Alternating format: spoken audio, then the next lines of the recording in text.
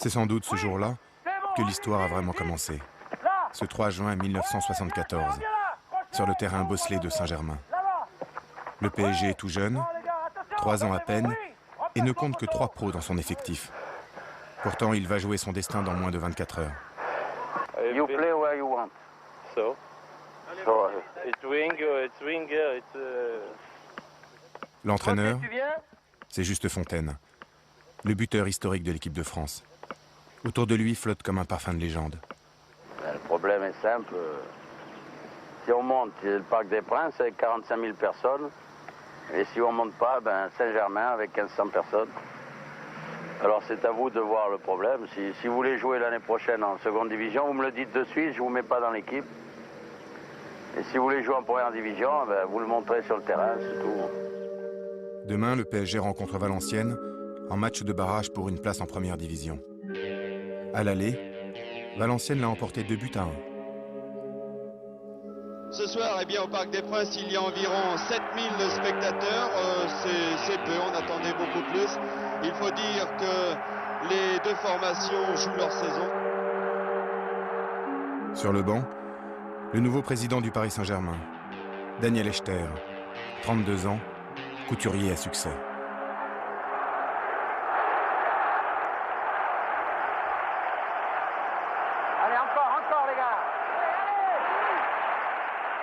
Juste tendu, moi je suis tendu, on est tous tendus, attendez, vous vous rendez compte, on est un petit club amateur de 3e division, on vient de monter en seconde division, et on joue le match de barrage pour passer en première division, et tout ça en un an, ça va vite. Bon, si on veut gagner, les gars, c'est pas en jouant comme ça, hein. Mais attaquez-moi ce ballon un peu plus vite, et nous, quand on a la balle, jouons un peu plus vite. On joue comme des grands-pères, là. Il faut simplement accélérer le rythme, les gars, et montrer qu'on veut gagner ce match.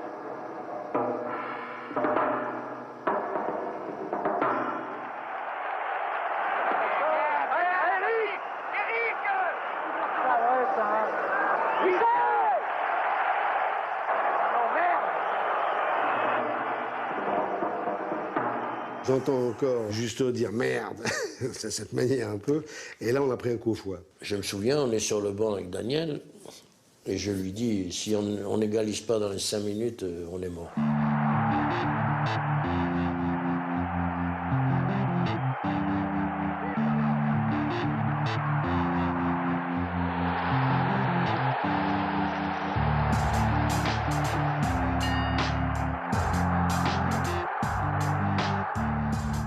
Et là, à partir de ce moment-là, on sent que le vent tournait.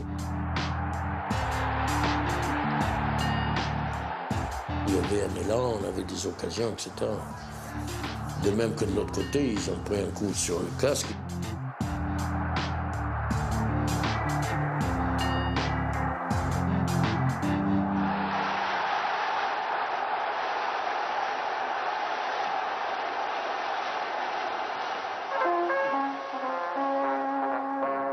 Paris Saint-Germain en première division, c'est fait. On a beaucoup tremblé hier soir au Parc des Princes. Au terme d'un match à suspense, l'équipe de Juste Fontaine, victorieuse 4-2, a pris sa place pour la première division. Paris a décroché la lune. Submergé par l'émotion, Justo s'écroule, victime d'un malaise.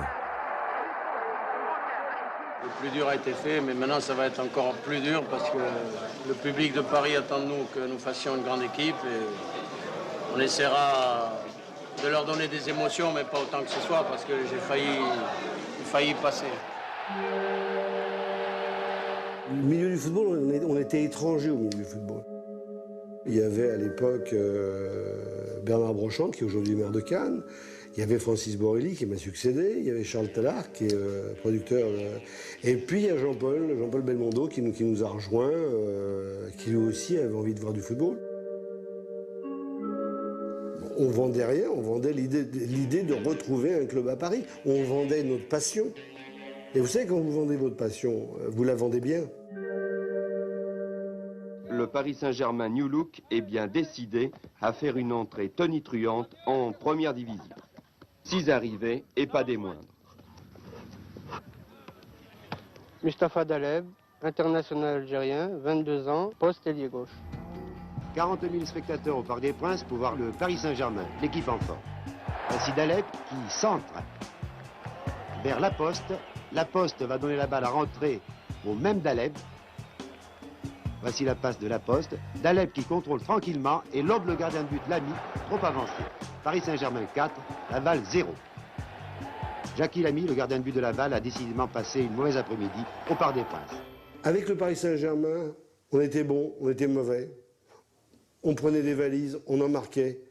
Mais il y avait une âme. Allez, allez, gêne, France. Allez, Louis, ne reviens pas, hein. Encore. Allez, Louis, merde. André Pipi. Oh, il est. Voilà. Télévision. Il y a la Martiniquaise là-bas. La réussite d'Echter, elle a fait plutôt des... Elle a surtout fait beaucoup de jaloux. Elle a fait beaucoup de jaloux, et puis en plus, ce mec-là qui arrive au premier truc, il se retrouve en première division. Oui, ça plaît pas, quoi. Vous avez affaire quand même à un beau milieu d'hypocrites, quoi. Et vous allez avoir en face de vous des gens qui vont vous faire des grands sourires, et puis qui, dès que vous allez avoir le dos tourné, vont vous poignarder dans le dos, quoi. Dans la difficile affaire du Paris Saint-Germain, on en saura peut-être davantage au début de la semaine prochaine, lundi ou mardi, lorsque Daniel Echter, le président du club, sera de retour à Paris. L'affaire, c'est une double billetterie. Pour disposer d'argent liquide pour les primes des joueurs, Daniel Echter a vendu des milliers de tickets au noir. La pratique est courante dans le foot français, mais illégale. Début janvier 1978, le groupement des clubs professionnels prononce la radiation à vie du président parisien. C'est calme. J'ai qu'une seule chose à dire. Ce verdict est un véritable scandale. Une mascarade de justice. 2 jours plus tard, Echter le banni fait ses adieux au public du parc.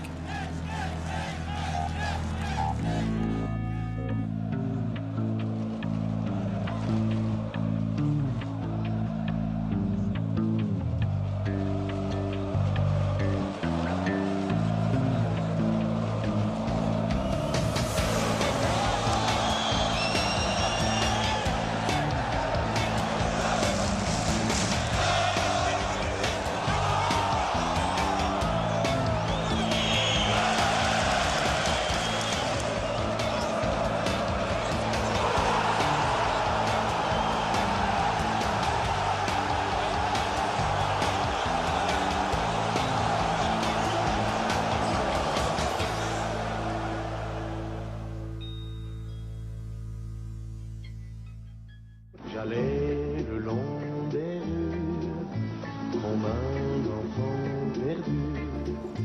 J'étais seul, j'avais froid, tout à Paris. Francis Borelli, publicitaire, nouveau président du PSG. Paris est une grande ville, donc elle a le droit à une grande équipe. Et depuis quelque temps, nous tendons tous à avoir cette grande équipe. Et c'est vrai qu'on nous accorde le crédit de croire que Paris Saint-Germain maintenant se situe dans les grandes équipes françaises. Le foot, ou la passion d'une vie. Francis Borelli grandit en Tunisie, où il joue dans l'équipe de la Patriote, en première division. Arrivé à Paris à 21 ans, il fait une saison avec la réserve du Red Star. Francis, c'était un président qui adorait le foot, qui était un passionné de foot et qui aurait aimé faire une carrière professionnelle, qui aurait aimé faire du foot au plus haut niveau. Ça, on le sentait en lui, quoi. Cet amour est resté et quelques années plus tard, être en mesure de diriger un club, je pense lui a redonné à raviver cette flamme qu'il avait toujours eue en lui. Donc forcément, quand on connaît le personnage, elle est bien au-delà du rôle, on va dire, traditionnel d'un président de club.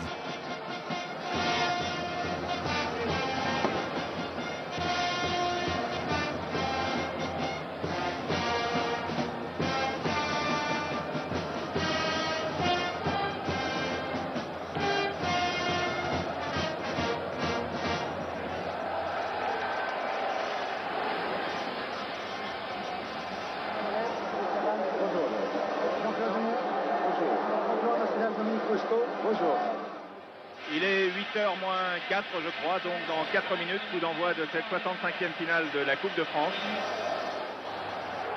C'est dangereux, Rocheteau derrière, attention à Toko, il y est, but de la bataille Toko. Zanon. Beaucoup de vert, beaucoup de blanc, finalement Noguès et Platini. Oh, but de Michel Platini. But de Michel Platini, égalisation pour Saint-Étienne. 2 x 15, un partout. Balle au centre. Ça va être très très dur, je crois, pour les Parisiens. Francis Borelli. Attendu. Un petit sourire quand même. Léger, léger. Baptiston, Larios, Zanon. Cherche la faille. Et là, c'est la voici, la faille pour Platini et but. Platini qui marque son deuxième but de la soirée. Corner attiré par Souriac. Beaucoup de blanc, beaucoup de vert. Tête depuis l'orger. Ça passe encore à côté. Les Verts ont maintenant l'affaire en main. Et sauf accident, ils devraient remporter leur 7e Coupe de France. 30 secondes. Michel Ngom, il a 3 Stéphanois devant lui. S'il en passe un, il y en aura encore 2 ensuite. Alors ça va être très difficile. Et voilà, c'est préférable de jouer avec Souriac en soutien. Mais qui va s'enfermer là-bas, Souriac. À Rocheteau. Et but, égalisation de Rocheteau. Égalisation de Dominique Rocheteau.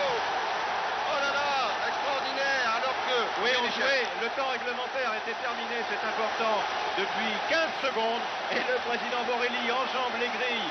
Il court sur le terrain, il va se mettre à genoux, il embrasse la pelouse. La pelouse. C'est grandiose. Francis est déchaîné. Ce sont maintenant les pénaltys. C'est fabuleux. Chapeau aux 22 joueurs qui nous ont vraiment permis de passer une soirée exceptionnelle. On revient de loin, quoi. Le match est fini, pratiquement. On égalise. Donc, pour nous, c'est fabuleux. D'un coup, tout a changé, tout a été renversé. Et on se rend compte que le ballon est au fond, que papa fait le fou sur la pelouse et qu'il y a 45 000 personnes qui sont en délire dans le stade. Ça a été un vrai coup du destin, peut-être un miracle, certains diront.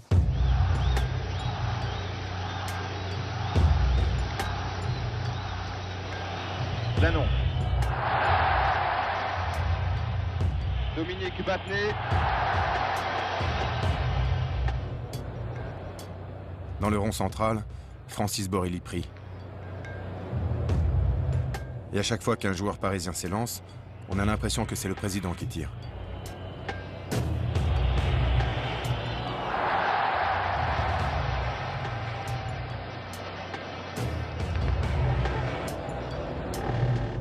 Lourde responsabilité pour Christian Lepel. Et arrêt de Baratelli. Oh là là, arrêt de Baratelli. C'est-à-dire que si Jean-Marc Pilorget réussit le pénalty, c'est gagné pour le PSG. Pilorget, ça y est, le Paris Saint-Germain remporte la Coupe de France. C'est terminé, victoire du PSG. Francis Borelli qui est à ses côtés. Ça y est.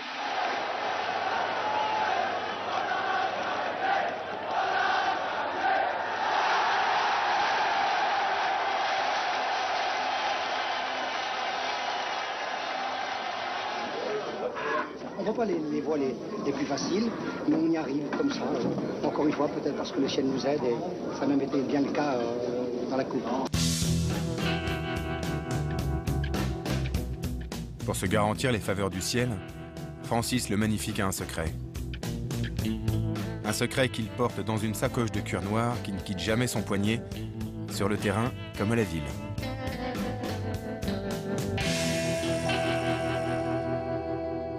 Il avait sa petite pochette. Tout le monde voulait savoir ce qu'il y avait dans sa pochette. Et bon, moi, je n'ai jamais demandé, mais il avait toujours sa petite sacoche, sa petite pochette. Ouais. Personnellement, je ne sais pas ce qu'il y avait dans sa sacoche. Non, je n'ai jamais su. Dans ce petit sac, je me suis laissé dire qu'il y avait un objet tout à fait particulier, et que vous appelez le chimout. Pourriez nous montrer votre chimout? Alors, voilà. Le chimout du président Borelli. On ne le montre pas, il est là-dedans. Oui. Ça ne se montre parce que...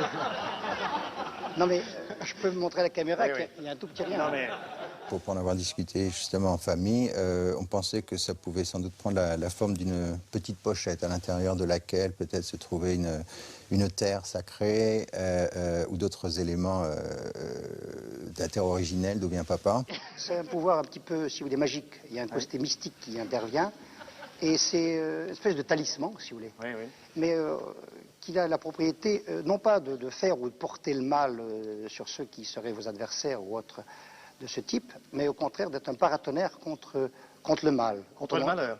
Contre le malheur, contre un mauvais sort. Ouais. Autrement dit, vous êtes tout à fait épargné, abrité du malheur. Si on veut vous voler un trésor, il suffit de voler votre petit... Le mot n'est pas assez fort, c'est un véritable trésor par son côté magique, mystique trésor, oui. Et mystérieux, bien sûr, puisque...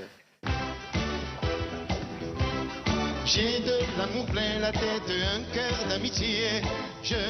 Sur le plateau de l'émission, Enrico Macias, fan de la première heure, chante Francis Borelli, ce mendiant de l'amour qui fait gagner le PSG. Écoutez-moi, on est tous sur cette terre des mendiants de l'amour. Qu'on soit pauvre milliardaire, on restera toujours les mêmes. Ces hommes extraordinaires, ces mendiants de l'amour. Moi j'ai besoin... Francis est magnifique et Paris est magique. Donnez, donnez, donnez, donnez, donnez-moi. Donnez, donnez, donnez, je vous le rends.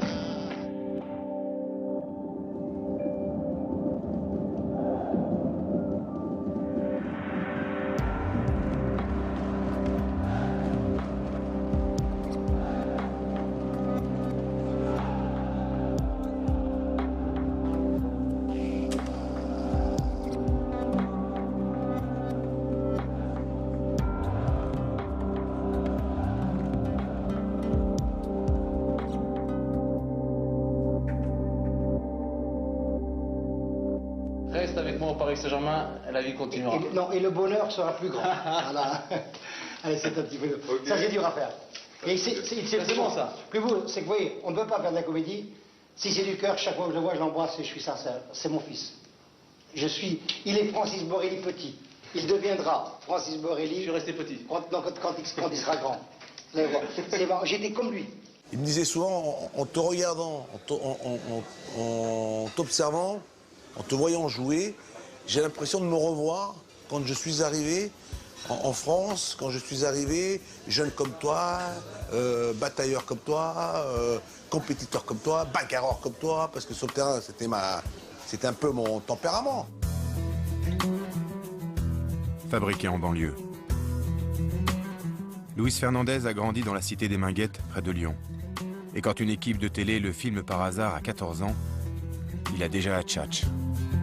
Un avant-centre doit procéder une bonne frappe, une bonne frappe de balle, un bon marquage et un bon élancement. Ouais.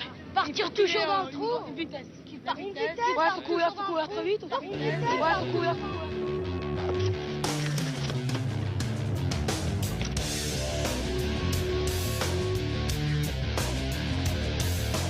Fallait que j'en chie, comme on dit, mais c'est pas pour cela que je me suis découragé. J'ai toujours eu cette volonté et c'est pour cela que je crois que la force des champions, la force des gens qui veulent réussir dans la vie, il faut qu'ils en bavent pour réussir, il faut en baver, il faut en vouloir. Sur le terrain, c'était un exemple. Il était tout le temps à 200%. Il était aux quatre coins du terrain à aboyer après ses partenaires pour les remettre d'aplomb quand ça se passait pas bien et pour continuer à aller de l'avant quand ça se passait bien. Fernandez, le guerrier, devient l'idole du parc. Mais en dehors de la capitale, sa réputation est tout autre. On le traite de brute, de voyou, de casseur.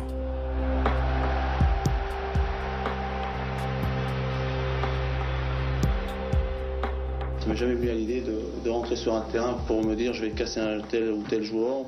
C'est pas dans mes intentions, je respecte tous les joueurs qui jouent dans le football parce que j'aime ce métier-là et pour moi c'est un plaisir de jouer au football. Et ça ne me vient pas à l'idée d'essayer de briser une carrière d'un joueur parce que je sais les conséquences que ça a. Tu sais, on dit tiens, c'est un joueur dur, c'est un joueur... Non mais à un moment donné, c'est pas une question d'être dur, c'est une question de s'imposer, une question d'avoir un certain caractère. En septembre 1985, Gérard Houllier devient entraîneur du PSG. Moi, si je dis numéro 1, vous allez avoir des gars qui sont sur leur base. Si je dis numéro 2, vous allez avoir une attaque un peu plus facile. Et numéro 3, c'est une contre-attaque. Ok ? Houllier veut jouer le titre, mais il a un problème. Luis Fernandez qui n'en fait qu'à sa tête. Il y a eu un petit match entre nous, un match amical. Au cours de ce match, Luis avait été imbuvable. Il avait indisposé l'arbitre, l'adversaire, ses partenaires, les spectateurs. Moi, il râlait toujours, je n'étais jamais content, il rigolait. Et donc je me suis dit, je n'ai pas vu une saison comme ça. Aux entraînements, je ne supportais pas de perdre. Je ne voulais pas perdre. C'est-à-dire que c'était toujours assez tendu. C'est-à-dire que moi, les entraînements, c'était une compétition. Je devais gagner mes jeux, je devais gagner mes matchs. Si je perdais, j'étais capable de m'énerver pour un rien. Donc je l'ai pris dans ma chambre et pendant 2 heures ou 3 heures en tête à tête en me disant ce que j'attendais de lui. Et j'attendais d'autant plus qu'il allait être mon capitaine. Donc je pense que ça a transformé peut-être son attitude. Et il a fait 36 matchs sans prendre un carton après. C'est quand même, quand on connaît le joueur et le personnage, presque une gageure. Et quand Gérard m'a donné le brassard, j'ai essayé d'être à la fois le plus exemplaire possible, même si j'étais un emmerdeur de première, parce que je me considérais comme un emmerdeur. Pour un entraîneur, mais j'étais un compétiteur, c'est-à-dire qu'il pouvait compter sur moi. Alors on n'a rien à perdre ici, hein, les gars. Je fais tout pour vous arranger. Je vous promets que je vous aide, on ne s'emmerde pas dans les paroles. Montée de Luis Fernandez dans les pieds de Desbotés, avantage à Fernandez. Et les Parisiens sont à 3 contre 3 ou 4. Fernandez continue de la Rocheteau qui va frapper. Rocheteau qui redonne à Fernandez et but. C'est formidable. Quel but magnifique. Combinaison magique entre Fernandez et Rocheteau.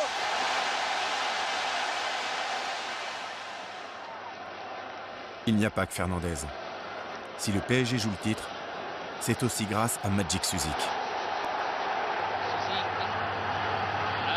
Qui a bien éliminé Adancourt là. Il est en place pour frapper, voilà. Oh le but. Oh, extraordinaire but de Safet Suzik. Safet Suzik, débarqué de Yougoslavie, il a déjà fait gagner à Paris sa 2e Coupe de France en 1983. Papa a souvent dit que Safet n'était pas un footballeur, c'était un artiste qui joue au football.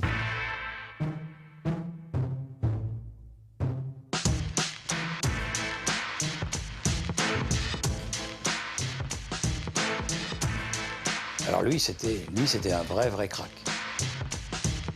Capable de faire des trucs incroyables. Si j'avais une liste de 5 joueurs, il serait premier ou deuxième. Un incomparable maître à jouer, capable de prendre une équipe menée 2-0 et la faire gagner 3-2, quoi.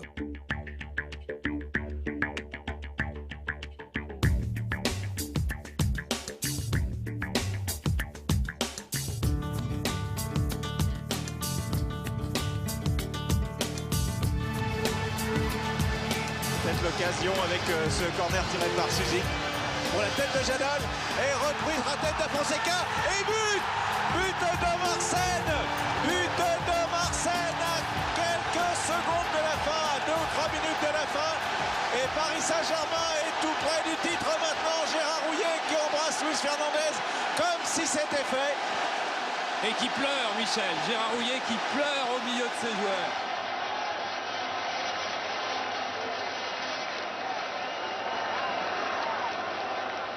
La victoire et les larmes. 16 ans après sa naissance, le PSG décroche le titre suprême. Paris est champion de France.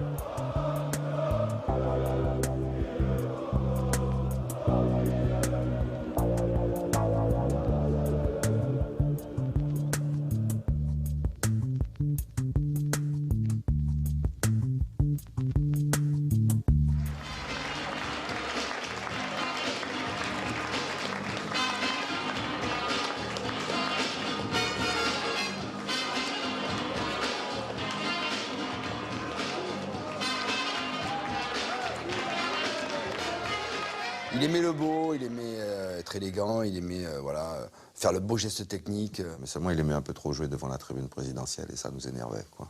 La tribune présidentielle, c'est là où il y a le gratin, en fait. Donc, on parlait de spectacle, de show tout à l'heure. Bon, David, il aimait ça, quoi. Il aimait ça, il avait besoin de ça aussi.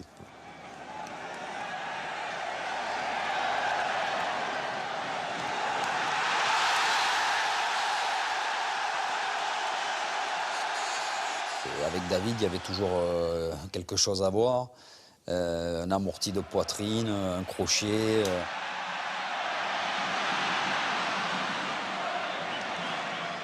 C'est un garçon qui avait des qualités naturelles extraordinaires, qui avait son physique, qui était un beau gosse, donc ça a été, c'était David, quoi. Et il portait haut, et Paris était fait pour lui, quoi. Il y avait plusieurs joueurs qui faisaient soulever le parc, mais David, voilà, encore plus que les autres. Des fois, vous recevez le ballon, il y a tout qui s'arrête autour de vous. C'est-à-dire que vous n'entendez plus le public, vous êtes comme dans une bulle. Et en fait, l'enchaînement de l'action se fait d'une manière tellement belle que vous vous dites c'est pas possible, il y a quelqu'un qui me drive.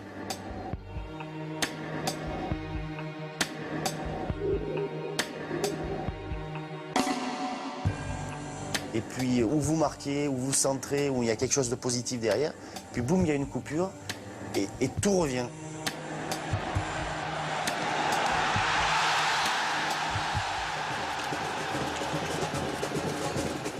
Le spectacle d'abord. Canal+ a racheté le PSG, et dès le premier match, les paillettes envahissent le Parc des Princes.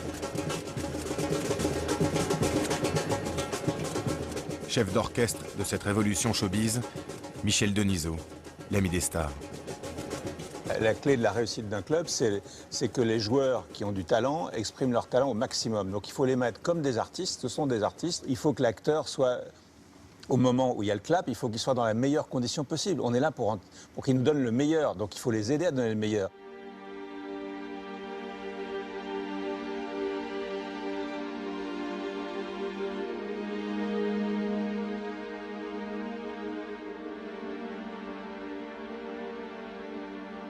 Mister George, c'est...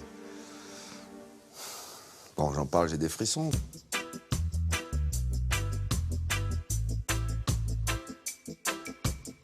J'étais ravi qu'il signe dans notre équipe quand il est arrivé. Parce que moi, je l'avais marqué plusieurs fois, c'était l'enfer, l'enfer.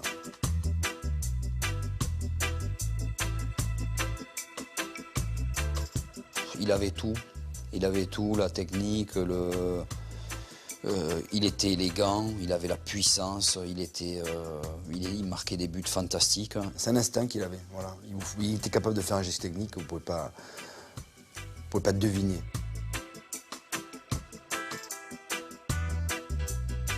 J'ai rarement eu cette sensation d'être dans une équipe et se dire qu'avec un tel joueur, il ne pouvait rien nous arriver.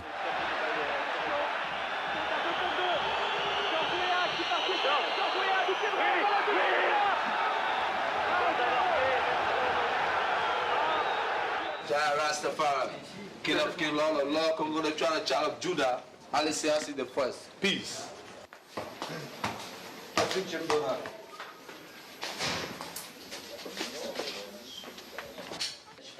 Ricky, hey, don't show my body, man, because my baby gonna get angry, you know what I'm saying? But the guys gonna get crazy, they're gonna go wild when they see me naked, you know what I'm saying? What's it up?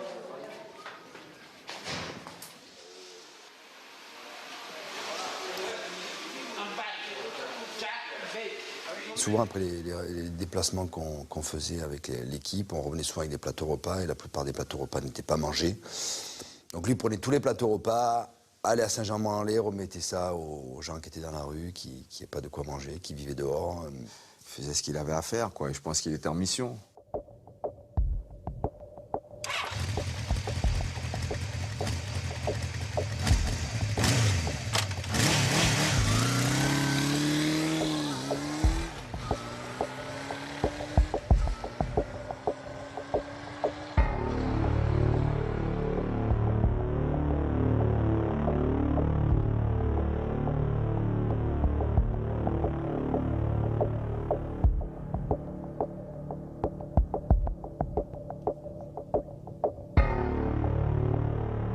veille, oui, où on s'est réunis dans ma chambre, je me souviens, à l'hôtel, à Saclay, et où, comme je vous dis, on a décidé de se qualifier, quoi. On sentait qu'il y avait quelque chose de palpable. C'était pas sur le résultat final, sur l'envie. Il y avait vraiment une envie de dire non, match aller, ça va pas. Il va falloir qu'on remette les pendules à l'heure. Il va falloir qu'on change tout ça. On avait tous la bave aux lèvres en disant on va les manger, quoi. On va les taper, on va tout faire pour passer. Et pour ça, il va falloir qu'on soit tous ensemble, de la première à la dernière minute.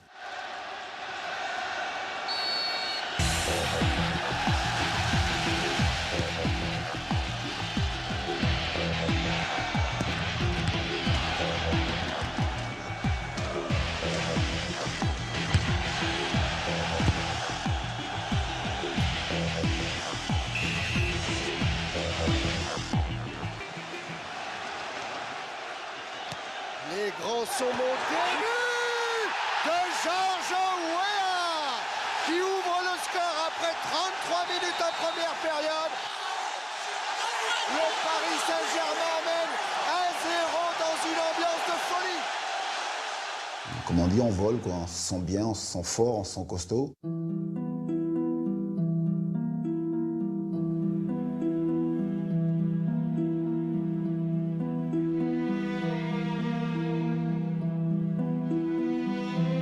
C'est Georges qui fait une passe un peu lobée sur Daniel.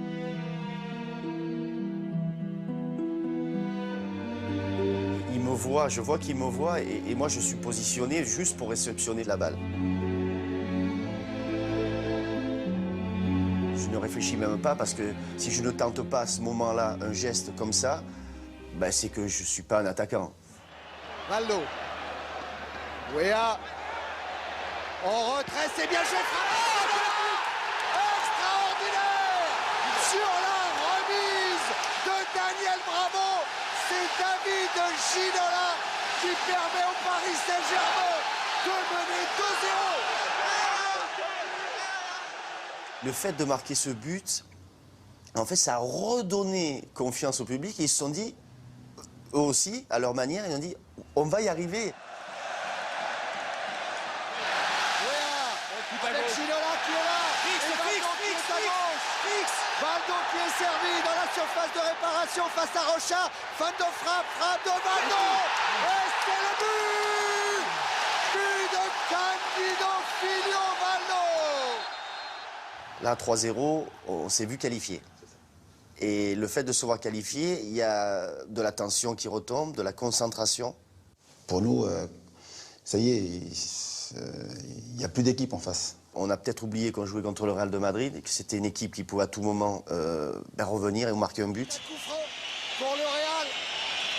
Oh, je me souviens d'Hidalgo qui, lorsqu'il parlait de France-Bulgarie, il y avait eu un coup franc comme ça, disait c'est comme un pénalty contre nous quand ça pouvait mettre la qualification en jeu. Mitchell qui a tiré ce coup franc avec une tête but. C'est pas possible. Regardez, c'est un ballon très haut, Camboiré qui va sauter et le bleu a sauté plus vite. Je me suis fait manger sur le coup et pourtant je pensais être plus fort de la tête que lui et là ça n'a pas été le cas.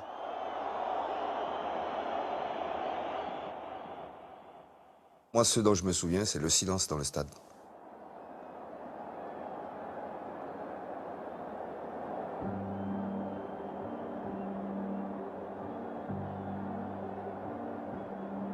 Là, on prend un gros coup sur la tête. C'est assez rare de ressentir ça, mais on a le sentiment que c'est fini, quoi. Ça y est, on a laissé passer notre chance.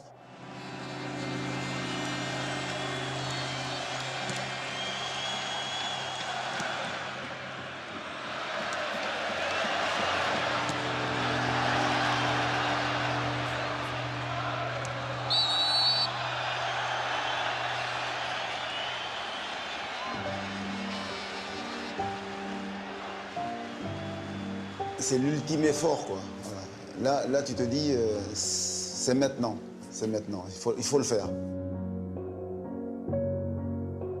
Je me sens fautif sur le but qu'on a encaissé. Et là, je me dis qu'il faut que j'aille réparer mon erreur. Il faut à tout prix que j'aille sauver mes copains. L'envie de se racheter. Avec un coup franc que va tirer Vallo. Ouéa est devant le but. Camboiré aussi, il est monté tête.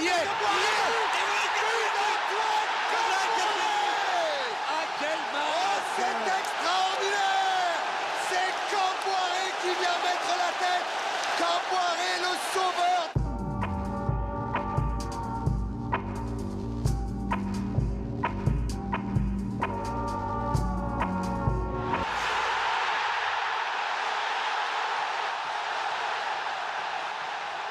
C'est quelque chose de toute façon que je n'ai plus jamais ressenti après. C'est un moment unique, c'est un moment rare, c'est d'une force inouïe. Moi, ça m'a transporté, ça m'a... De toute façon, c'est indescriptible. On vit un rêve, on vit quelque chose... On est ailleurs, ouais. On se sent plus.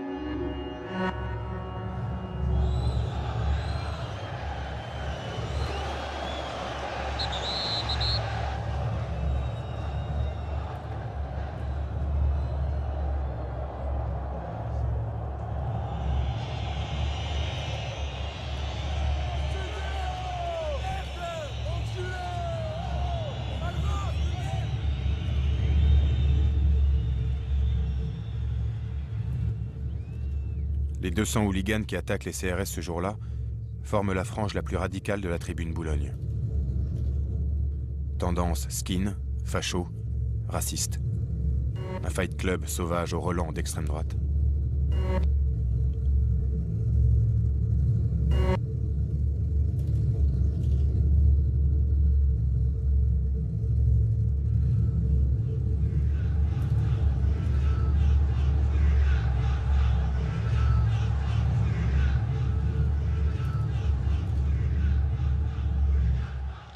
Quand j'ai joué mon premier match, c'était pour le tournoi de Paris. On s'est chauffé du côté de Boulogne. Et ils m'ont hué et insulté comme c'est pas possible, quoi. Au début, ouais, c'était pas agréable. Et puis quand il y avait d'autres blacks qui étaient en face et qui avaient des cris de singe, qui étaient sifflés, bon, moi je le prenais pour moi aussi. Ça allait à un point tel que les Noirs, les Arabes ne pouvaient pas accéder à cette tribune. Vous alliez acheter un billet pour venir au match, on vous déconseillait. On ne vous vendait pas le billet pour le COP. Donc c'est qu'il y avait une ségrégation. Ça, c'est pas normal, quoi.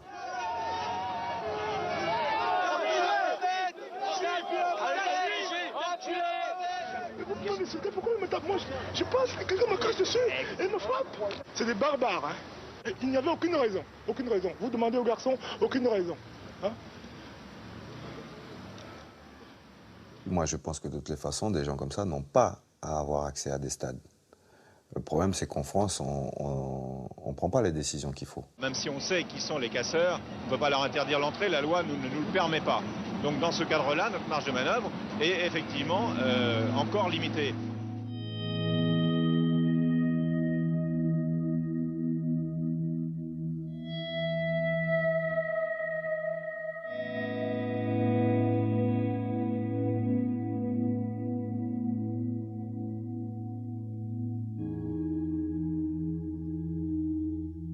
si le ballon est là, tu peux faire ça. C'est pas interdit.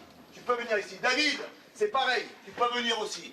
Les gars, ce que je vous demande, n'hésitez pas à mettre tout de suite, sans élan, vous mettez devant. Georges et Patrick, quand vous repartez, jouez dans les pieds, les gars. Ne venez pas à Valdo tout de suite sur les attaquants, parce que sinon, on est 5, 6. Je veux bien jouer avec les attaquants, mais si vous venez sur eux, on peut plus.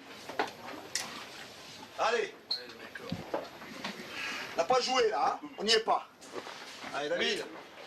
Allez, viens là. Allez, gars, ensemble. Allez. Tous ensemble, là, allez.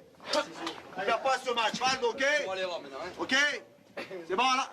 Allez, pour le PG, pipi. Le retour. Le retour. Ouais, le retour, je l'attendais avec impatience. Je l'ai rêvé, je l'ai pensé. Revenir dans mon club, c'était une obsession.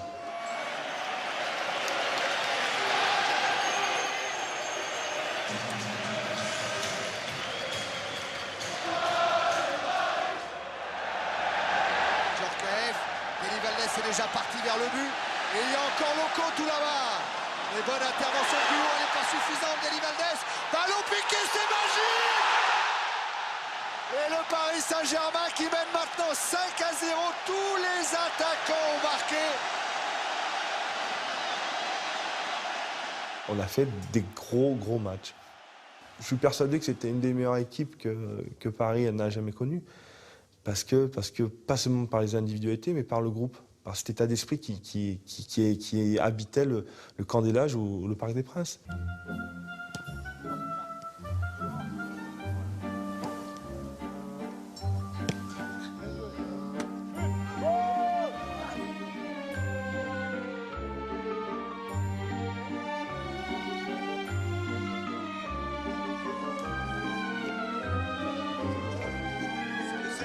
J'ai quelqu'un au moment où on ne fait pas. Sans. Il y a des entraîneurs qui gardent une certaine distance, il y en a d'autres qui ne la gardent pas.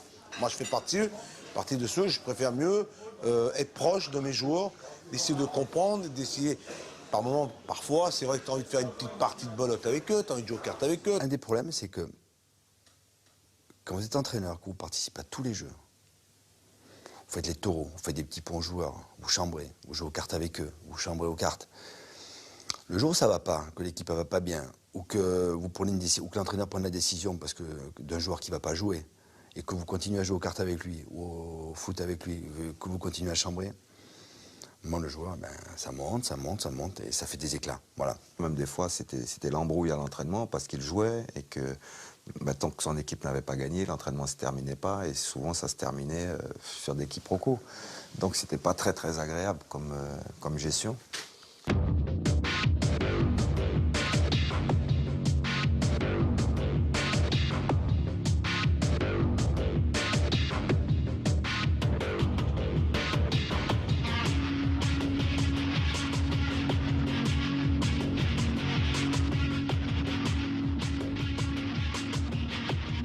En 96, on avait 12 points d'avance à la trêve et on a flanché après. On a flanché parce que l'équipe n'était pas stable.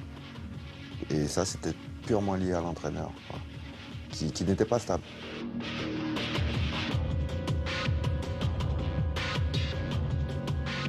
La force de Louis, c'était justement de faire groupe avec ses joueurs. Tout seul, il s'est sorti du groupe. Il a commencé à nous gueuler dessus. Nous, on ne comprenait pas qu'il nous gueule dessus comme ça. Oh, Louis, calme-toi. Et là, c'est pas passé du tout, quoi. C'est pas passé du tout et ça s'est, entre guillemets, retourné contre lui. Ce qui fait qu'à un moment donné, il avait tout le groupe contre lui. Et là, on est au mois de février. On va pas moi, j'ai jamais changé d'entraîneur en cours de saison.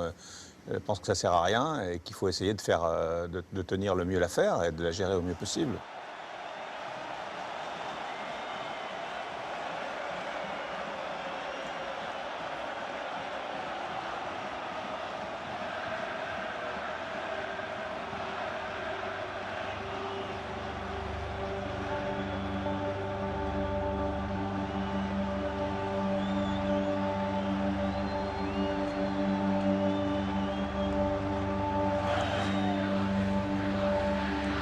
Encore très loin devant. Evoro qui surveille Nouba, mais récupération.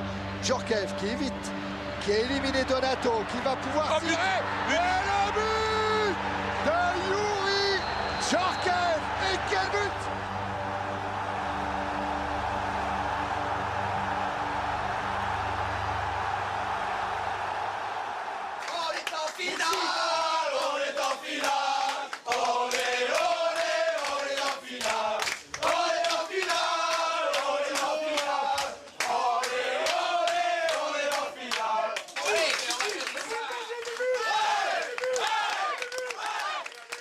joue pas une finale de Coupe d'Europe tous les matins. Et donc je cherchais quelqu'un pour dynamiser, catalyser, et non pas prendre la place de l'entraîneur. Il n'en était pas question, mais d'apporter quelque chose au groupe. Et j'ai pensé à Yannick Noah. Il me dit, Yannick, est-ce que vous voulez venir donner un coup de main à l'équipe? Il y a des problèmes à l'intérieur de l'équipe. Est-ce que ça vous dirait? Je dis ouais. Puis je le rappelle 10 minutes après, je dis ouais, bon, je viens, d'accord, mais qu'est-ce que vous attendez de moi? D'un coup, je me dis ouais, moi, c'était le fan, le mec excité, j'y vais. Il me dit ouais, il y a des soucis, il y a des clans, il y a des problèmes de communication à l'intérieur du groupe, il y a la finale qui arrive, est-ce que vous pensez que vous... Je dis bah, je sais pas si je vais vous aider, mais ce que je sais, c'est que j'ai vraiment envie de vous aider.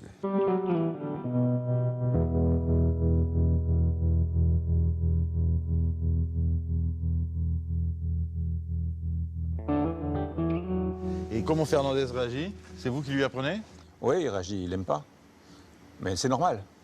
C'est normal. Tout entraîneur à qui on vient ajouter quelqu'un, qui plus est quand c'est de l'envergure de Noah, considère que c'est un manque de confiance. J'ai pris ça comme quelque chose, on va te dire, de l'inacceptable, qu'on ne peut pas accepter.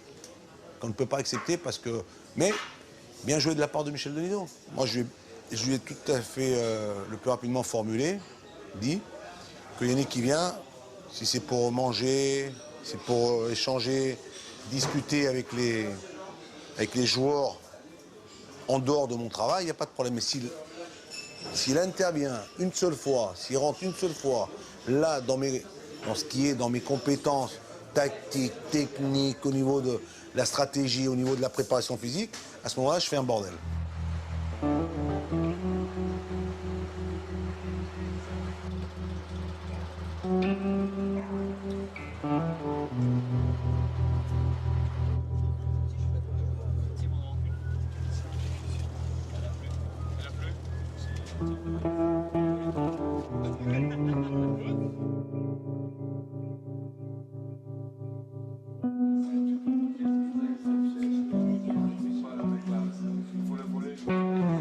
Je leur dis qu'il faut qu'on soude le groupe, et ça, il faut qu'on aille faire une fête.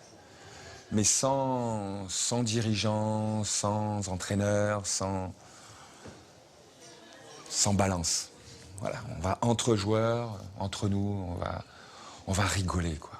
On va chanter, on va boire des coups, et on va partir. On a traversé avec un petit bateau, on était à Hendaye, on était à la Fontarabie, faire une petite fête tous ensemble. Et le fait d'être allé à Hendaye, d'avoir traversé, d'avoir partagé, d'avoir marché dans la rue, à déconner, comme des gamins, quoi. En fait, on était comme des gamins. On avait besoin de ça aussi.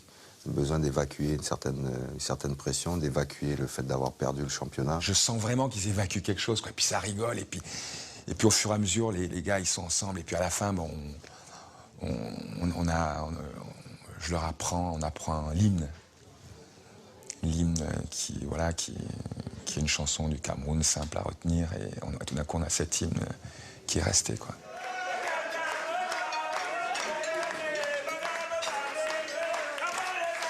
Yannick, c'est le grand frère, en fait. Le simple fait qu'il soit là, ça rassurait tout le monde.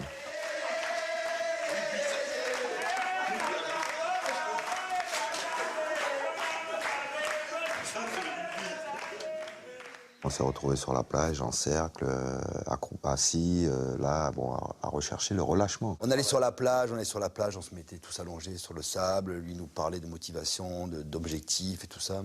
On est au bord de la mer, c'est magnifique. Et on ferme les yeux et puis on se projette au stade.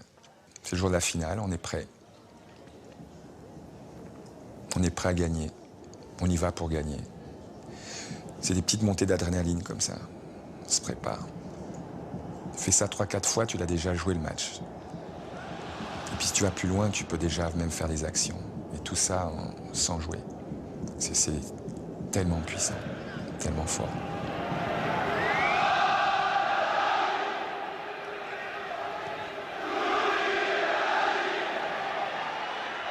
Le vrai match. 3 ans après Marseille, Paris peut devenir le 2e club français à remporter une Coupe d'Europe.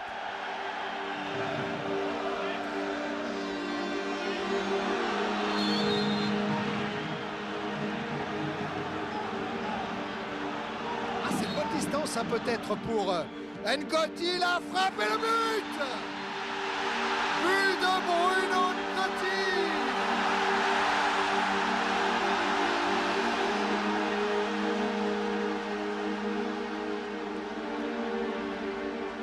Le PSG bat le Rapide de Vienne 1-0.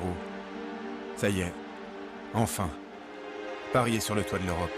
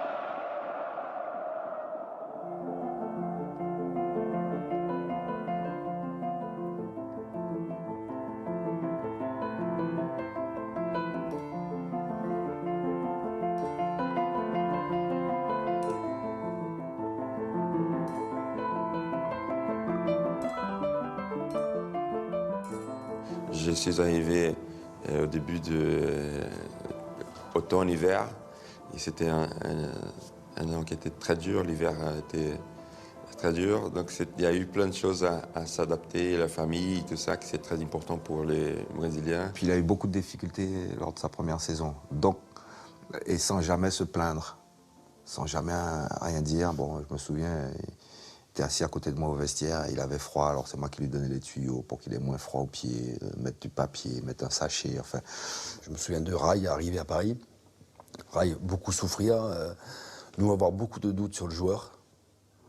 On ne comprenait pas le décalage qu'il y avait entre être Rai, le capitaine de la sélection brésilienne, et Rai qu'on voyait à l'entraînement ou à match, quoi. Voilà.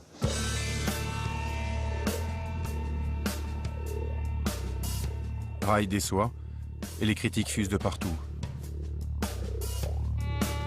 La presse spécialisée l'appelle Fantomas parce qu'il est invisible sur le terrain, ou le train de marchandises pour sa lenteur. Ça, c'était les bons côtés de ne pas encore parler français. Je ne comprenais pas tout. Et je chantais parce que bon, mes amis, mes coéquipiers lisaient tout ça. Moi, j'essayais aussi, mais je ne comprenais pas tout. Mais d'une façon ou d'une autre, ça arrivait à moi. C'est difficile quand tout le monde vous dit « Ah, il avance pas, qu'est-ce que c'est ce joueur », tout ça. Mais quand on connaît le ballon, on se dit, le mec, il n'est pas capitaine du Brésil comme ça du jour au lendemain. On ne devient pas un phénomène au Brésil. Il n'y a pas de... C'est impossible de jouer dans l'équipe du Brésil si on est un tocard.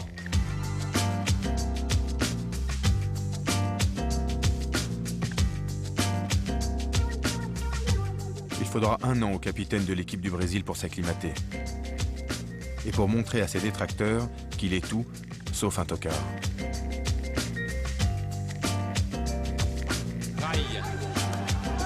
Jonglage de Rai. Il est passé. Aïe, surface de réparation. Oh, le geste parfait.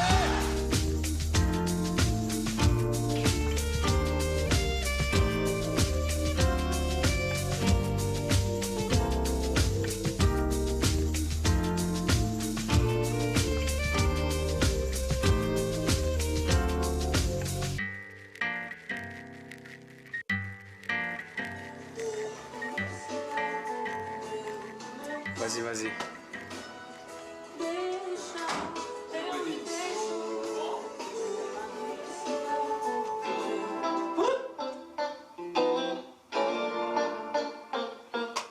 Ça nous sert à la fois pour nous détendre et pour chercher des inspirations pour le match.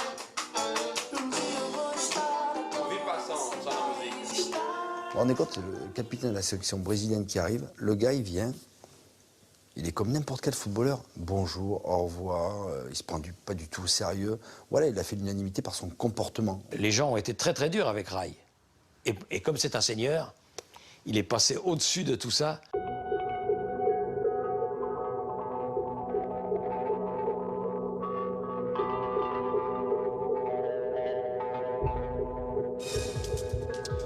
Bonjour à tous. L'invraisemblable boulette du Paris Saint-Germain. En faisant jouer Laurent Fournier à Bucarest alors qu'il était suspendu, le club transforme sa courte défaite 3-2 en défaite 3-0 sur tapis vert.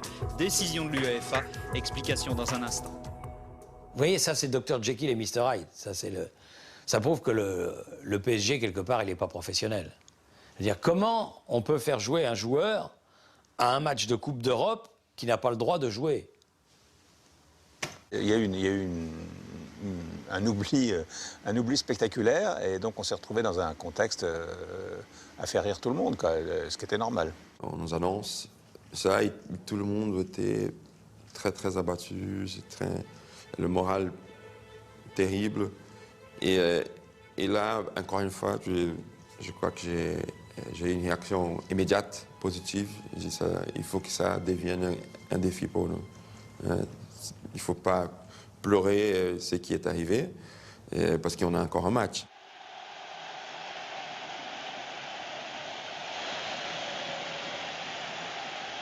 Mesdames, Mesdemoiselles, Messieurs, bonsoir. C'est le match le plus important, à n'en pas douter, de toute l'histoire du Paris Saint-Germain que le club de la capitale va jouer ce soir contre le Steaua de Bucarest.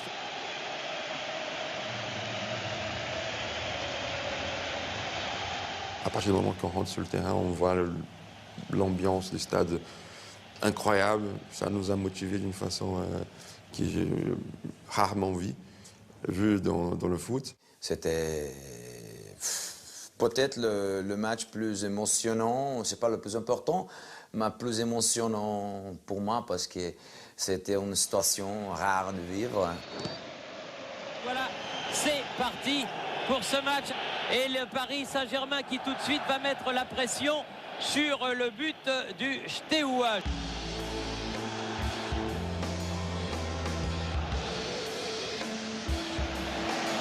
Gava, bien fait, Rai qui met dans le paquet, Simonet, penalty. Penalty, faute sur Maurice et penalty dès la 2e minute de la partie. Ça commence bien.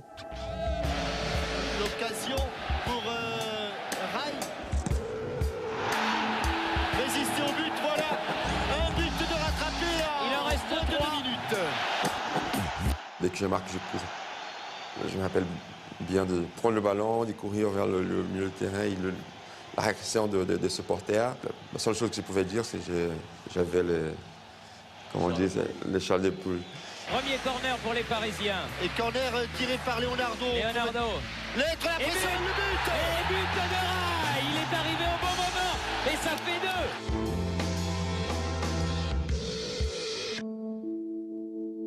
2. Mais enfin, il faut encore en marquer 2. Mais je me dis que parti comme c'est, ça va venir.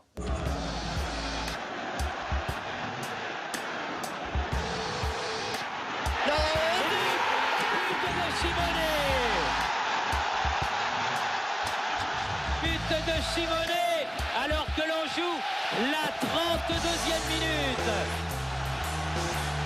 Donc c'est bien fait. Leonardo dans le trou, Maurice.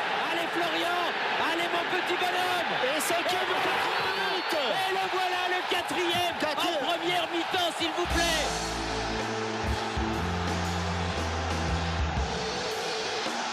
Et coup franc, très dangereux, en faveur du Paris Saint-Germain. Voilà, premier Et bien vu Jean-Michel. Il l'a cherché, il l'a trouvé. C'était de la magie technique, de la magie collective et aussi l'ambiance. On avait l'impression que les supporters étaient sur le terrain, qu'ils étaient de les sentir tellement proches. C'est très rare.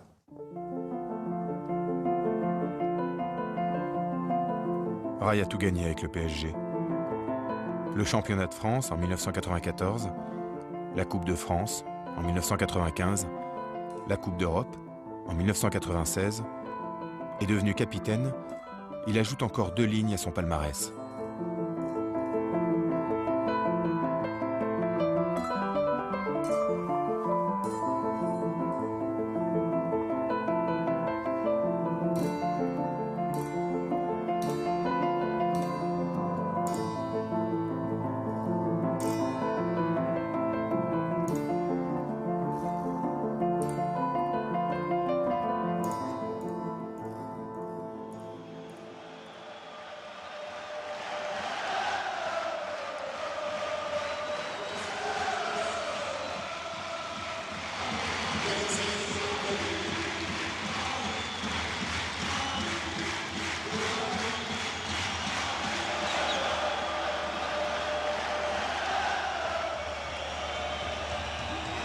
Ce jour-là, le PSG va perdre le match contre le Monaco de Fabien Barthez.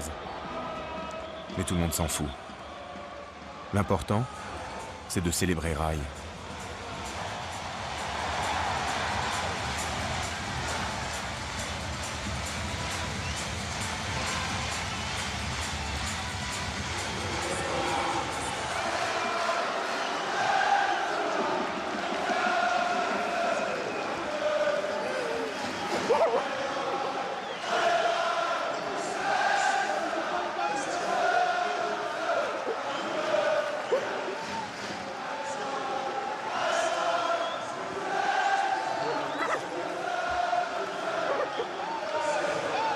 C'était le moment le plus émouvant de ma vie professionnelle et aussi un des plus émouvants de ma vie personnelle. J'ai pleuré parce que je ne pouvais pas plus me tenir.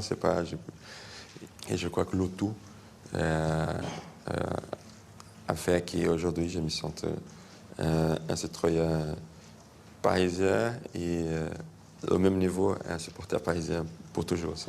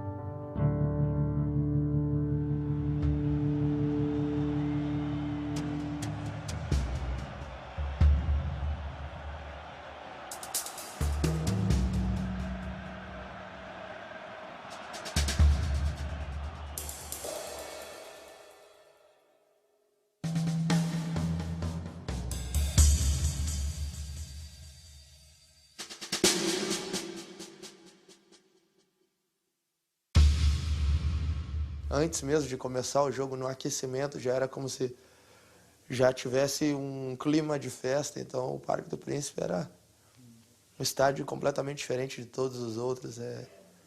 Parece que o estádio respira.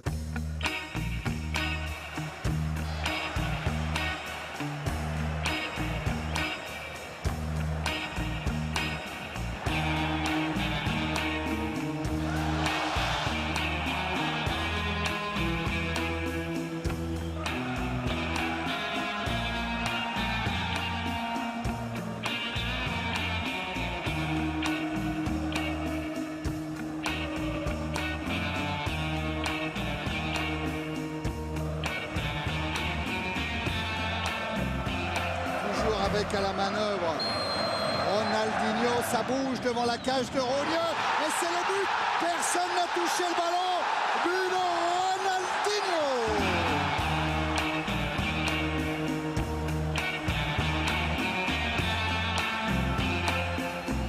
Ronaldinho avait transformé un pénalty à Lille. Là, il est face à Rogneux pour le 2-0 et le doublé de Ronaldinho. Paris bat Marseille, 3-0. Fernandez, l'entraîneur de retour après 5 ans d'absence, fait le show. Mais c'est Ronaldinho que le parc acclame. Lá naquele momento não pensa em nada. Pensa em muita coisa ao mesmo tempo e ao mesmo tempo não tem nada. Pensa só na alegria de ter acabado o jogo, de uma vitória maravilhosa, de ter a possibilidade de fazer tanta gente feliz. Moi, je savais ce que j'avais entre les mains. Quand tu sais que tu as un joyau comme ça, tu te dis, voilà, cette année, s'il revient de la Coupe du Monde, disposé dans sa tête, tu es champion de France, avec 10, 15 points d'avance. Mais il y a trop de tentations à Paris. Oui, bon, pour un mec comme Ronaldinho, je veux dire, il y a 20 boîtes de nuit où il peut aller, alors que quand vous êtes à Auxerre, il y en a une. Et Giroud, il campe pratiquement devant l'entrée de la boîte de nuit jusqu'à 3 h du matin s'il faut. Tu as 20 ans, tu es champion du monde. À 20 ans, tu t'imagines un peu comment tu es sollicité, comment on te demande, comment on souhaite t'avoir, comment...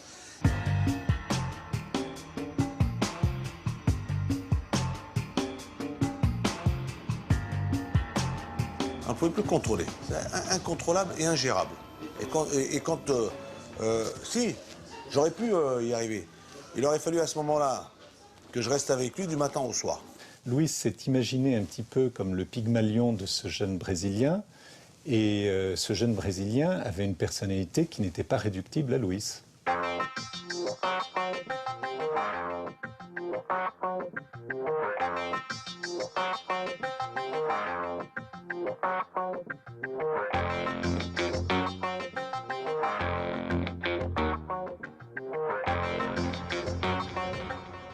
Les gens qui travaillent auprès de l'équipe me font part que certainement il y a une fille qui est peut-être dans l'hôtel ou peut-être dans les rentrées et qu'elle n'a rien à voir ou rien à faire là. Verrouillé dans un hôtel. Et ensuite, dire il ne faut pas qu'ils voient leur femme, leur petite amie, leur je ne sais pas quoi, etc. Ça devient quasiment du vexatoire. Et mettre un garde-chiourme à l'étage pour vérifier que, ça tient quasiment du guet-apens. Ça ressemblait plutôt à une façon de piéger Ronaldinho pour lui dire « Ah bah tu vois, t'es en faute », que ça ne corresponde à quelque chose de réel sur le plan sportif.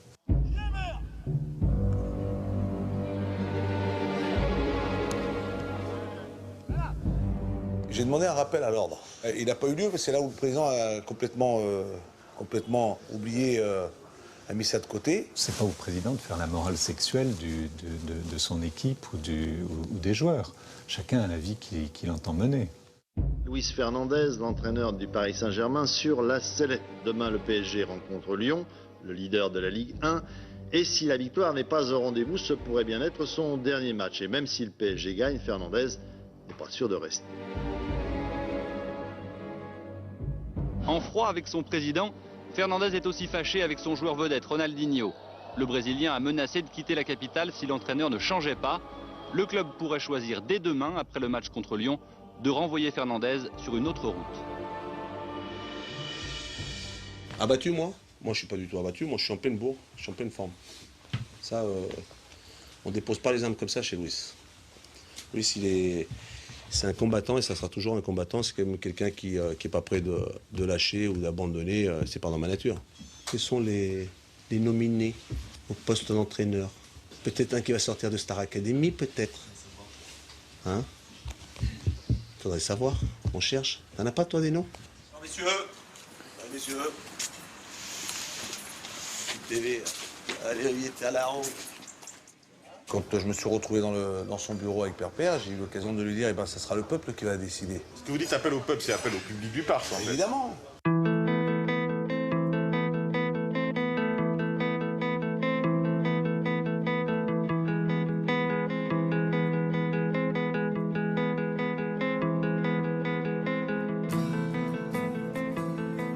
Il y avait Décapitons les narcs, comme banderole, oui.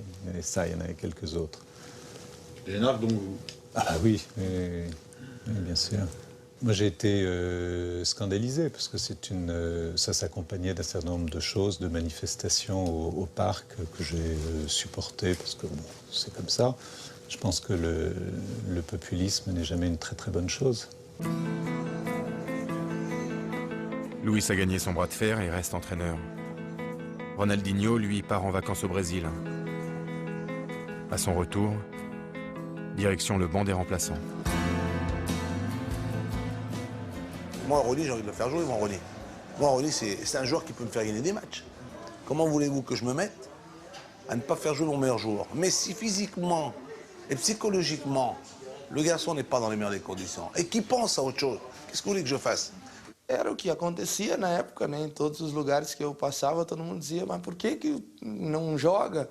Fala, isso é uma opinião do treinador. Se eu fosse o treinador, eu me botaria para jogar, mas como não sou eu o treinador, eu quando não jogo, eu tô triste, eu fico irritado, eu gosto de jogar futebol. Luis Fernandez portera à tout jamais le souvenir et il laissera la trace de l'entraîneur qui a laissé 8 matchs Ronaldinho sur le banc. Et l'année suivante, il était à Barcelone et il était Ballon d'Or.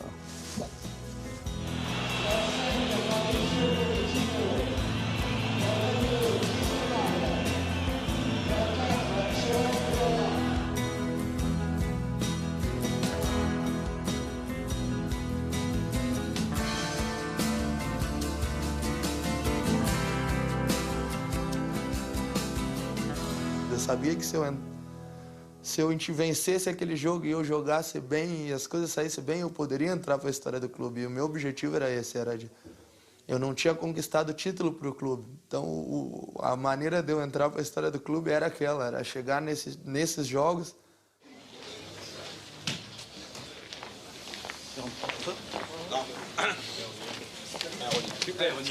Ronny. Oh, l'interception de Ronaldinho. Ronaldinho qui file vers le but de Rougneux. Ronaldinho face à Rougneux, ballon piqué, but.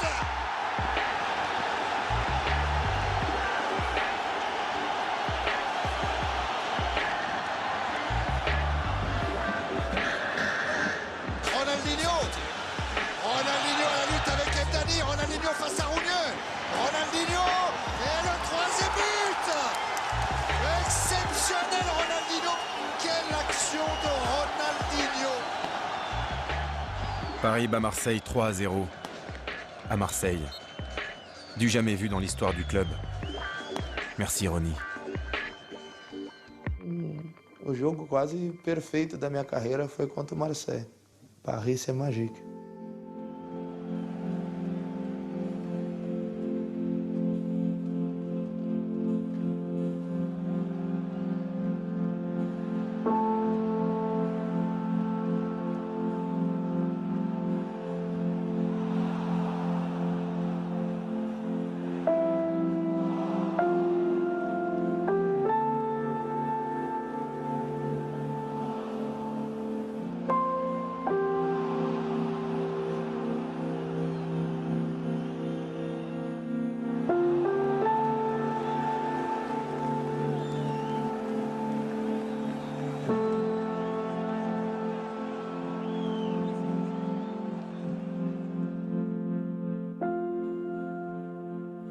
Quand j'entrais sur le terrain, je vois 40 000 appeler mon nom et je me disais à l'échauffement, je disais, Pedro, tu es obligé de marquer.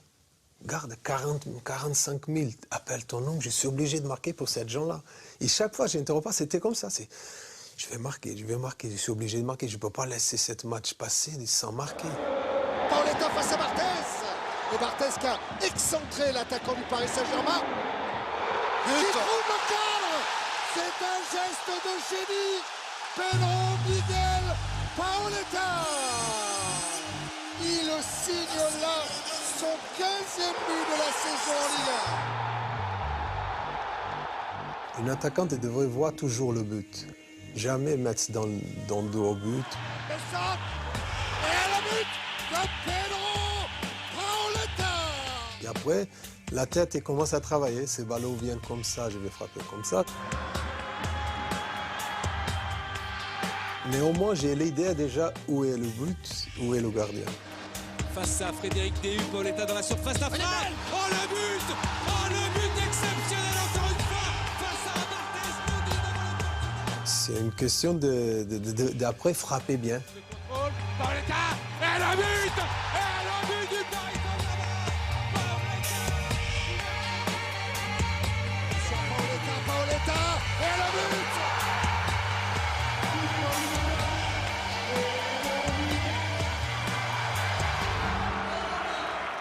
Paris termine deuxième, nous sommes à 3 points de Lyon. Nous gagnons la Coupe de France. C'est vrai que c'était une saison parfaite. C'est dommage que nous n'ayons pas continué avec cette équipe l'année après.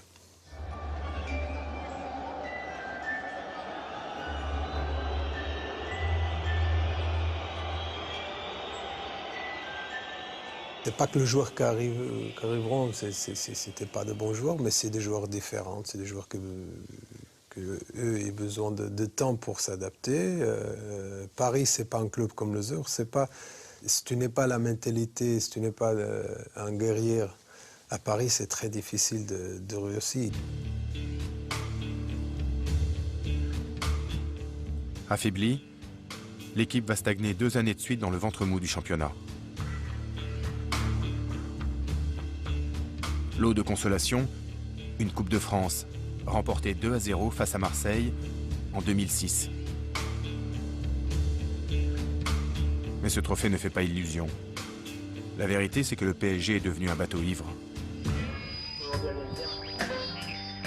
Déconfirmé ce soir, l'entraîneur du Paris Saint-Germain a été limogé. Vahid Halilhodžić a été limogé.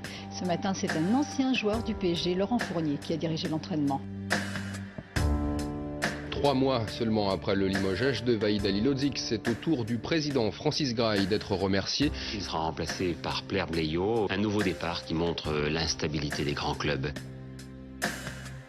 Une révolution de palais dans le football français. L'entraîneur du PSG, Laurent Fournier, a fait ses valises. Il sera remplacé dès mercredi à l'entraînement par Guy Lacombe.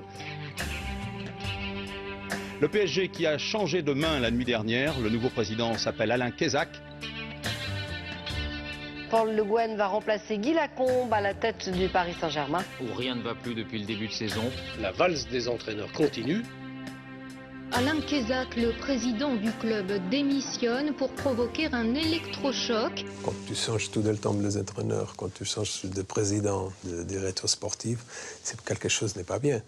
Ça, c'est la vérité. En plus, à Paris Saint-Germain, si tu n'es pas de stabilité en haut, après l'entraîneur, après le joueur, si tu n'es pas des joueurs aussi avec la mentalité pour jouer dans un club de Paris Saint-Germain, c'est normal qu'il existe des problèmes. C'est normal que tu vas avoir des difficultés en championnat.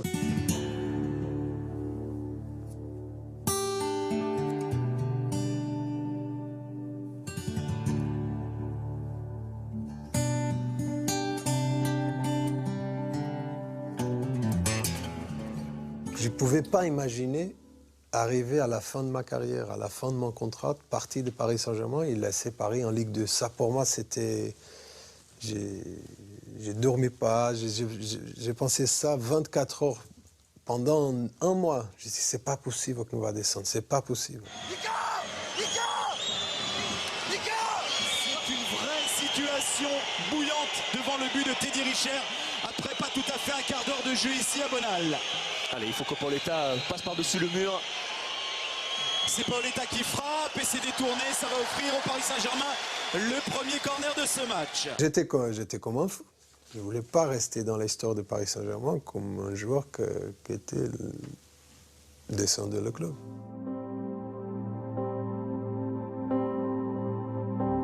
C'est pour l'instant, sans aucun doute, le but le plus important de la saison pour le Paris Saint-Germain.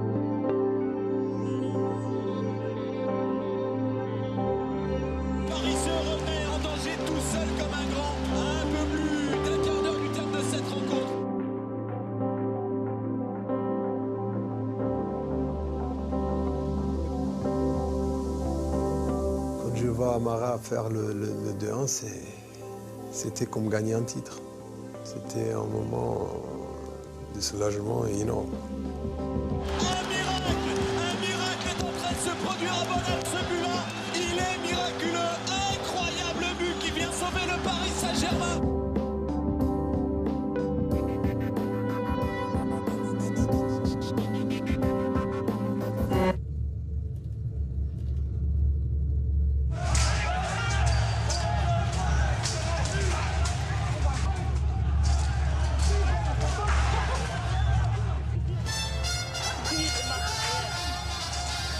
L'actualité marquante de ce matin, c'est la mort d'un supporter du Paris Saint-Germain tué par un policier en civil hier soir en marge d'un match de foot au Parc des Princes.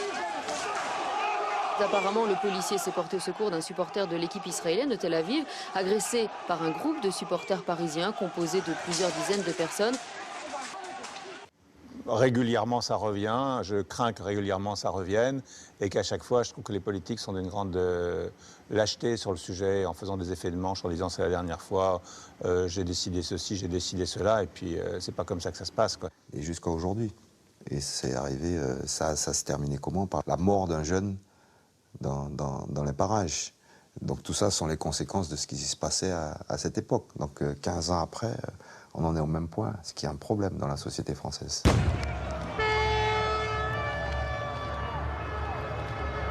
L'ambiance est plus qu'électrique, hein, Eric, aux abords du stade. Là, je suis devant l'entrée de la tribune Auteuil. C'est un autre match qui est en train de se dérouler, un match malheureux aux abords du stade, apparemment, entre les supporters parisiens de Boulogne et d'Auteuil. Plus inquiétantes sont les nouvelles qui nous parviennent concernant le supporter parisien de la tribune Boulogne, agressé hier soir par d'autres supporters parisiens. Il a été placé hier soir dans un coma artificiel après avoir été roué de coups et il serait aujourd'hui dans un état jugé critique. Les images d'un homme gisant dans son sang au pied du Parc des Princes me défilent dans ma tête ces 2 dernières nuits. On a atteint un paroxysme de la violence, un nouveau seuil dans la guérilla urbaine. J'en prends une part de responsabilité, je l'assume, et c'est pour ça que je suis ce matin devant vous. Mais en dehors du stade, là où c'est devenu un terrain de fight, pour employer le terme consacré malheureusement aujourd'hui, nous, le PSG, on ne peut pas s'en sortir. On ne peut pas s'en sortir seul. Est-ce qu'il faut attendre d'avoir 10 morts pour qu'on s'occupe vraiment du sujet ?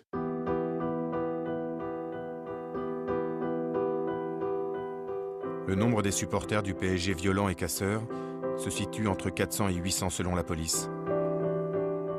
À côté, il y a le vrai public du parc.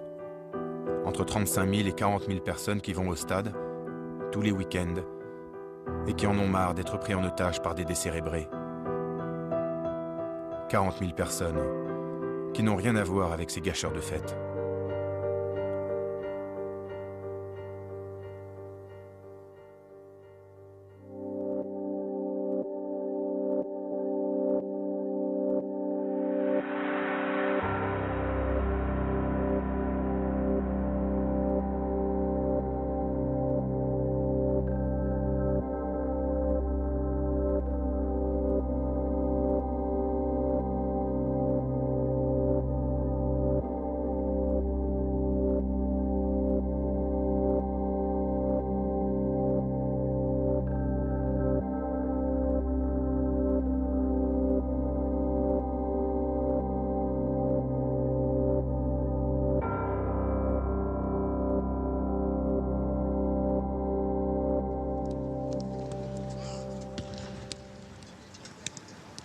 J'ai toujours une anecdote où les gens, quand ils parlent du football français, ils sortent Paris Saint-Germain et Marseille. Et ça veut tout dire, quoi. Le Paris Saint-Germain reste quand même la propriété de la France, parce que c'est un symbole. Donc si on pouvait redonner ce symbole au niveau européen, ça serait qu'une bonne chose pour les Français.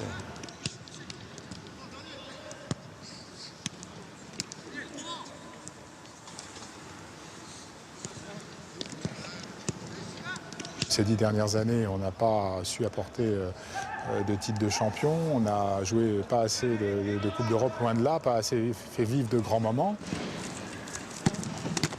Paris est une ville de spectacle, est une ville, la ville lumière, hein, des chants des supporters. C'est ce qu'on veut voir au parc. On ne veut pas voir des équipes besogneuses. On veut voir du spectacle, du grand football. Aujourd'hui, il y a 12 millions de personnes qui vivent dans la région et on a envie de leur donner ça. L'histoire va continuer. L'histoire doit continuer. Parce que le PSG fait partie du patrimoine de la capitale. Parce que c'est son feuilleton, son épopée. Et surtout parce que Paris va cesser d'être tragique pour redevenir magique. Parole de fan.